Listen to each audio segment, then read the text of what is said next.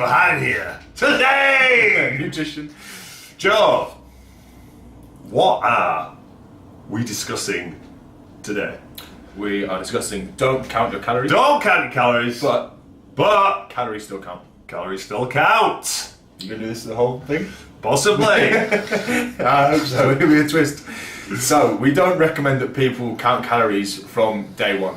Weighing all your food and keeping a track of every kind of bite of food that goes in your mouth is effective, but it's not. Bollock. Yeah, a massive pain in the ass for most people, and most people won't do it right. They'll kind of get so many things wrong and end up with completely wrong numbers. Yeah, so, it's quite unnecessary as well when you just started out. Yeah, so you just need to start kind of with the basics. But what we will find is, as soon as you label like a food a kind of a health food, it is not a green light to eat it. So things like avocados and nuts and nut butters, coconut oil, stuff like that, you know, even though they're healthy fats and they're healthy foods, if I ate my body weight in avocado, Which he has done. again, I will end up getting fat again.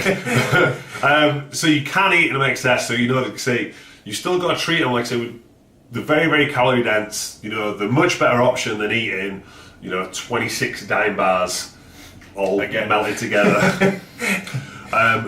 But the calories, you can still get fat eating healthy foods. Basically, it's harder, but it's still going to happen. Exactly. So these really healthy foods are just so calorie dense. If you think about, say, 100 grams of nuts, which is going to be 600 calories or so, is that it's a lot easier to eat that than it is to eat 600 calories of chicken or spinach or anything. It's probably impossible to eat 600 calories of chicken and spinach. Or spinach. But you know, you have to keep these things in mind that it can be done when people are eating mindlessly. It's a habit that a lot of people kind of fall into where they're not focusing on the amount they're eating.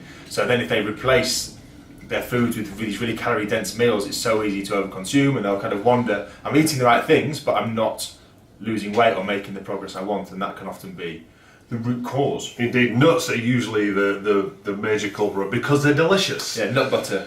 Yeah. Even more so. So again, you know what I mean, if you're finding that you're still hungry, instead of trying to snack on nuts and stuff like that, then try and eat more veg, try and eat more lean protein. Excuse me, frog in my throat. And you know, use these kind of high calorie snacks as such, or meals, as sparingly as possible. Good quality foods don't necessarily make good quality meals. So, you know, fruit, nuts, things like that are great, and we do recommend people eating those. But if you have a meal just consisting of those two ingredients, you're just going to be taking in carbs and fats.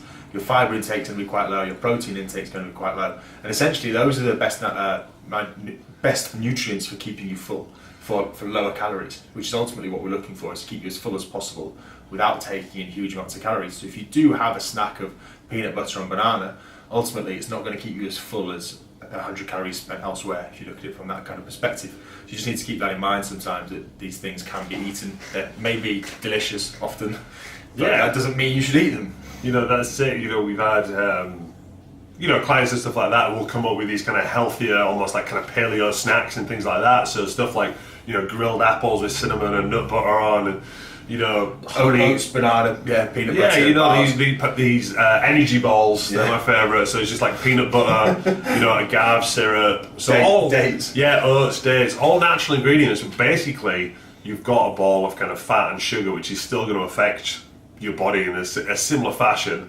albeit, you know, like I say, more natural than just you eating fat and sugar. You know, you're going to get a similar kind of calorie hit as well. So if you look at it from, you know, in its bare bones of fats, carbs and calories, if it's just fats and carbs, it's going to be similar to a donut. There's nothing in there. Yeah, it's going to have more nutrients, but ultimately it's calories that decide whether you lose or gain weight. So if you take in too many of the good ones, you're still going to gain weight. So that is what we mean by don't count calories, but calories still count. Just because it's a natural food, you know, a single ingredient food, or even put it together, it's still the same thing. You know, like I had a client ask me today, can I put honey on my oats? And it's like, well, you know, you can do if you want, but it's very similar to you sprinkling a tablespoon of sugar on your oats, which you wouldn't do, and you wouldn't even ask if you could do. Just because it's natural, it's just a natural form of sugar, it's still going to be processed in your body as a sugar, although it's going to take a little bit more digesting, but it's still sugar. Can I blend avocados and peanut butter into my shake? You can make that your shake and get really fat. So that's it. So don't get a green light, you know, just for eating natural foods. Eat natural foods, but then be conscious of their calorific value.